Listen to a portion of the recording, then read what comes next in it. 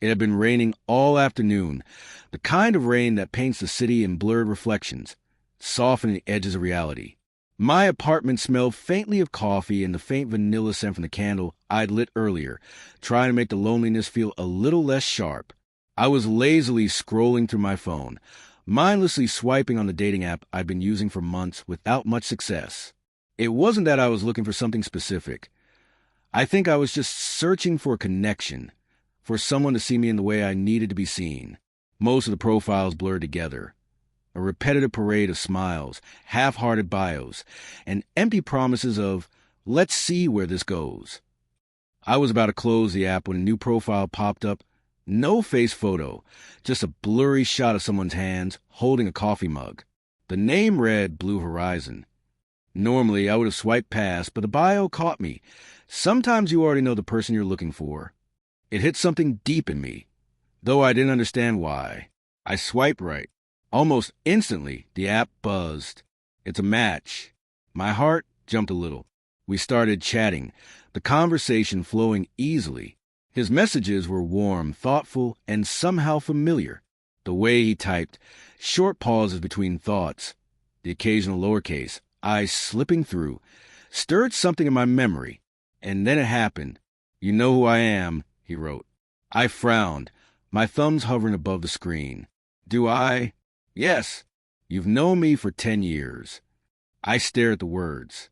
A flicker of something stirred in the back of my mind, a shadow of recognition. My pulse picked up. Then, it's me, our eyes. I froze. Our eyes. My best friend since college. The person who'd been a constant presence in my life, through all my breakups, bad decisions, late-night confessions, and half-formed dreams. Our eyes, who'd been the first person I'd come out to, who never judged, who always listened. Our eyes, who I hadn't seen in nearly a year after he'd moved to another city for work. I didn't reply right away. Instead, memories tumbled in. Our first meeting in the campus library when we reached for the same book. The time he brought me soup when I was sick.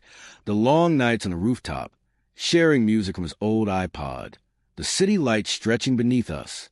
How long have you been on here? I finally typed. 8 wow, he wrote. But I wasn't looking for anyone. Not really. Until I saw you. And I thought maybe it's time. Time for what?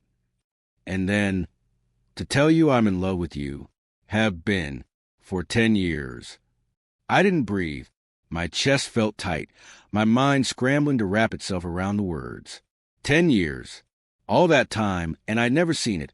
Or maybe I had, but refused to. Why didn't you ever say anything?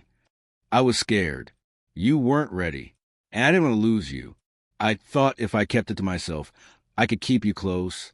But then distance made me realize keeping quiet was just another way of losing you. The rain outside turned heavier, rattling against the windows. My reflection stared back at me in the glass, eyes wide, hard in my throat. Meet me. I typed before I could overthink. There was a long pause before his reply. Tonight? Yes. He sent an address. A quiet cafe near the old part of town. The same one we'd gone to during our last year in college, when we'd skip class just to sit by the window and watch the world go by. By the time I got there, the rain had softened to a mist. The cafe was warm, dimly lit, smelling of fresh bread and cinnamon. My eyes scanned the room, and then I saw him. Sitting at the same table we claimed as our own years ago, a cup of coffee cradled in his hands. Our eyes looked almost the same, yet different. His hair was slightly longer, a little cullier, his stubble framing a smile that was soft but uncertain. His eyes met mine, and for a moment it felt like all the noise in the world had been turned down. I sat across from him. We didn't speak right away. The silence wasn't awkward. It was full, heavy with everything we'd never said. I didn't expect this, I finally said. Neither did I, he replied. Not like this. I thought maybe I'd keep it until I was old and gray, and it wouldn't matter anymore. But it does matter. It's always mattered. I searched his face, trying to find the boy I'd known under the man he'd become. But the truth was, always been both. I think I knew, I admitted quietly, somewhere deep down. I just didn't want to look at it. Because if I did, it would change everything. Maybe it should change everything, he said, his voice barely above a whisper. We talked for hours about the years that had passed, about the people we'd dated, the ways we'd grown, the ways we'd stayed the same. But underneath it all, there was this current, this pull between us I couldn't ignore anymore. When the cafe closed, we stepped out into the damp night. The street was quiet, lit only by the yellow glow of the lamps. We walked side by side, not touching, the air between us charged. At the corner where we'd have to part, I stopped. He looked at me, rain beating in his hair, his breath clouding in the cool air. "Tell me again," I said. "I'm in love with you," he said without hesitation. Something in me broke open. I stepped closer, my hand finding his cheek, and before I could second guess, I kissed him. It was slow, tentative, but deep.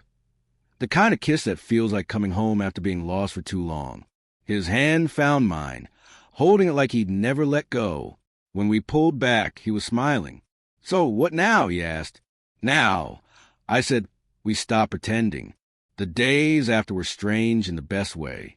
We moved carefully, relearning each other in this new light. We went on small dates, movie nights at my place, late walks through the city, mornings where he'd bring me coffee just because. It wasn't perfect. There were moments of doubt, of fear, but it was real. One evening, weeks later, we were back on that same rooftop where we used to spend our college nights. The city stretched out beneath us, the stars faint above. Our eyes leaned against me, his head on my shoulder. "I used to imagine this," he said softly. "This, us, like this. I didn't know if it would ever happen, but I imagined it anyway. It kept me going." I smiled, my fingers brushing his. "Me too. I just didn't realize it until now." He turned his head, kissed my jaw, and for the first time, I felt like the years we'd lost didn't matter anymore, because we had now, and that was enough. And somewhere deep inside, I knew I'd never swipe right on anyone else again.